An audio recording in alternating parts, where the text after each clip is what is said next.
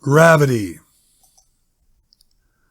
I said to the woman, who I knew by now as Polly, "Welp, I think we got it right.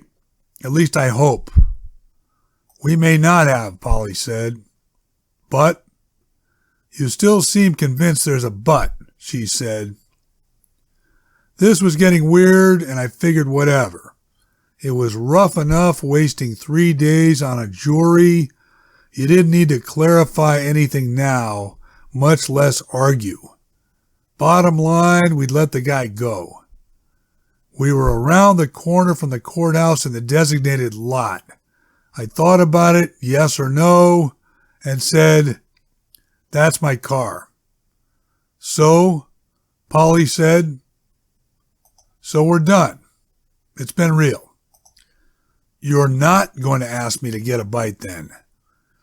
I was building up to, should I risk it? Geez, I was building up to, do I want to get bossed around? Polly said, "You're kind of strange, standing there." I said, "Okay, I'm getting in." When I look to my right as I'm backing out, which as you can see, it's a bit tight with that pole, you're either there or not. "You're strange and an ass," she said, but she got in. I said, "My dad used to play with a guy, can't remember his name, I think Marty something. He was colorful." "Excuse me, but you're comparing that to this?" Polly said. "We were in an Irish pub called the Harp Inn, and the Australian Open tennis was on." "My dad's guy," I said, "he had this procedure on his serve. He'd get his arms gyrating like a couple vertical pistons, and then he'd wiggle his hips. This is all before the toss went up." Polly said, "I like how he wiggles his hips better." Looking at the TV, some tall, skinny left-hander with an Eastern European name having just fired off an ace. "Nah, see, you're mixed up. Fine, the result just then was good. But these guys, it's all about an economy emotion. Open-minded women notice wiggle," she said, "even if chauvinist pigs don't." "Whoa, Nellie," I said, convinced I should have trusted my original instincts and gotten the hell out of there nice and simple. Polly said, "When you asked the judge to reread the particular part of the testimony, what on earth was that?" We're all rolling our eyes. You could tell, obviously, and you seemed to relish it. "What happened was, with the jurors deadlocked like a bunch of idiots, I figured I had the right to get testimony read back. What was the big deal?" I said, "It wasn't the judge, it was the court clerk who redelivered it. A judge isn't going to stoop to that level."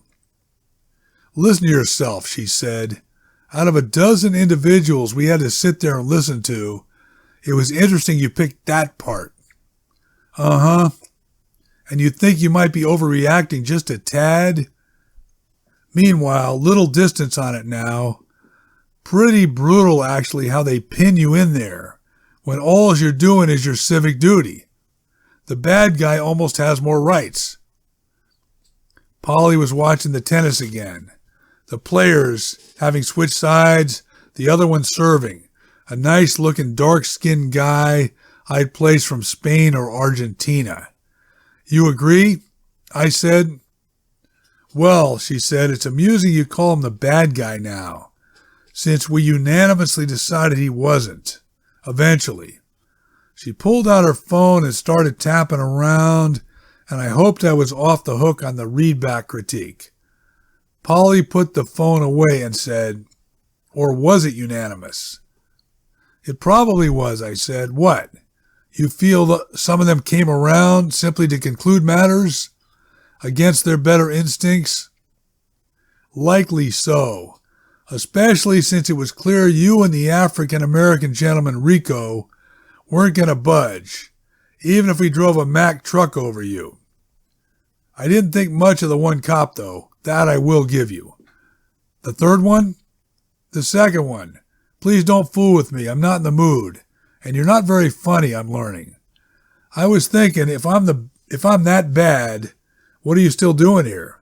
But there she was, signaling the bartender for another. It was admittedly a comfortable place, so her sticking around may have nothing to do with me. There was an old-fashioned fireplace going and other TVs spread around, one of them featuring a rugby match that was drawing a lot bigger crowd than the dumb tennis. I said, the women's matches I can sometimes get into, depending who's playing.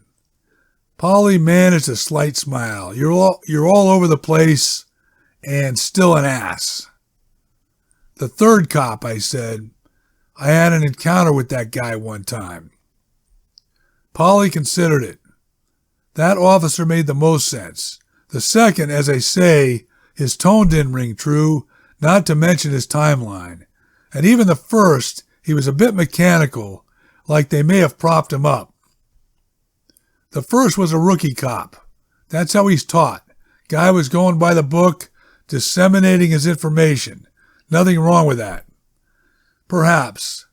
But clearly you dangled your loose end to get me to ask about it. So hey, go for it if it makes you feel better. In my conscious mind anyway, I hadn't thought about sleeping with Polly when we sort of hit it off in the little vending machine's hallway halfway through the trial. She'd been carrying on about a hike she took in Mendocino on newly preserved coastal land. I peppered her with a few questions and decided she might be fun to have a drink with when this thing mercifully got wrapped up. Now, hard to pinpoint, but her land sarcasm, I was starting to feel it just a bit. Fine, since you ask, I said. That guy gave me a ticket once. How come I should have known? Playing it cool, but I had her attention. A non-moving violation, but the circumstances pissed me off. I was parked in front of, that real estate office on Center Street, right? Next to the deli. There was road construction going on. They were laying a new sewer line, and I couldn't angle into the spot quite tight enough. A parallel parking deal. So he did the right thing, citing you. Get over it. He only cited me because the construction screwed him up too, with all the backup, and he wanted to blame someone. So he picked me, even though my sticking out a couple extra inches had nothing to do with the traffic issue. Human nature, Polly said. I came out of the real estate office as he's putting the ticket under my wiper, and I calmly point out my vehicle is not the problem. What did he say? He didn't see anything. He finished his business and started getting back in the squad car. So I added, if he's having a bad day, such as his girlfriend didn't cook his eggs right, don't take it out on ordinary citizens minding their own business. Oh. Yeah. So the mope, he does an about face and comes back and cuffs me. It was all for show. There was nothing he could charge me with, but he made me stand there on the sidewalk, paraded me around, getting a kick out of it, and in no rush with the roadwork grinding forward, progress essentially to a halt. Polly said, well, gee, hard to argue that logic. Why fight traffic? Then naturally I'm greeted by a few people I know, one of them a client. Not a normal, hey, how you doing type thing as it unfolded. Wait, you do something where you have clients? Used to. Make a long story short. Please, spare me the suspense. A couple years later, I joined a fitness place. The one up on Nave Drive. It's changed names a few times. But like all the doofuses after Christmas, the 15-pound spare tire, the resolution. So I'm on a machine, leaning back. I got a personal trainer holding a clipboard going through the motions, the free session when you're new. She gets me changing positions to the left, and on the machine next to me, grunting up a storm but not accomplishing much, is the cop. Ron, I found out was his name. Wow, did he recognize you? Not even remotely. You need to understand, guy this full of himself, there's no room for anyone else. And no, he didn't recognize me during the trial either. Hold on now, she said. That form they make us fill out, where they list the witnesses and ask if they know any of them? Yeah, that makes it sound like you lied under oath. Whatever. I could always say I didn't know his last name, which I did happen to find out, asking around at the front desk, Jorgensen, but that's irrelevant. Polly said, so is that the punchline? You paid him back today by dismissing the case, so he doesn't get credit for an arrest or however they reward them? Sure, why not? I said. Uh-oh, there's more. A bit. Nothing earth-shattering if that's what you're looking for, but I managed to drop a barbell on his mouth. Polly had swung 90 degrees sideways on her bar stool. You have to be kidding. The tall lefty was still firing off aces, but the Australian Open was off the radar at the moment. It was around the time Trump was whining about the size of his inauguration crowd. And don't worry, I won't ask about your personal politics. By this point, I have Ron's routine down, that on even days, Monday, Wednesday, Friday, he does upper body work and finishes it off with those bench presses where they lay on their back. You can ask about my politics, I don't mind, she said. Anyways, guys spot other guys when they're benching, meaning the lifter is typically okay on his own the first 6, 7 reps. But if he's going for 10, those last 3 can be dicey without a little assistance. You can picture the drill, I'm sure. The other guy's standing there holding part of the weight, or at least ready to hold it. Polly didn't say anything. Needless to say, I said, I worked my way into the loop. What I did to make things cleaner and have the idiot trusting me, I spotted him a session first, correctly, prior to the one where I let the thing slip. Ron had stepped it up too, was trying to bench over 3 that day, 300, which he shouldn't have been attempting. The fitness level wasn't there. Polly took a minute. You're saying, she said, it was his own fault then. Exactly right. We all need to understand our limitations and stay within the parameters, she said. Uh-huh. But on that other thing that you're hung up on why I had him read the testimony from, okay, let's hold on here. What happened with Ron exactly? What was the upshot? Well, my guess is he was sore for a while, a fair amount of blood and so forth, may have lost a few teeth in the process.